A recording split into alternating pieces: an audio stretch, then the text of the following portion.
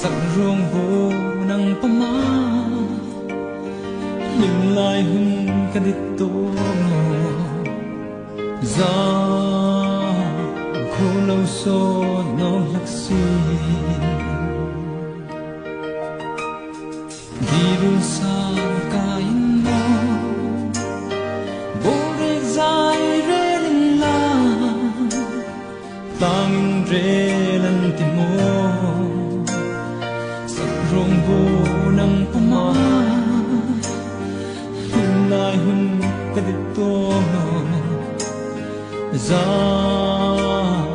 khô lâu xô nó lắc xì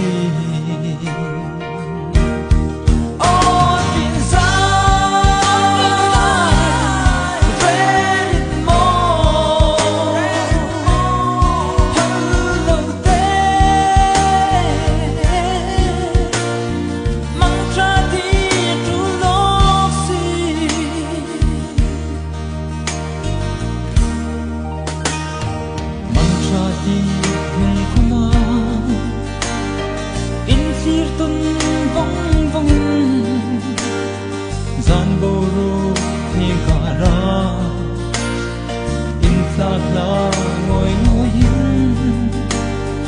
mai bi nga in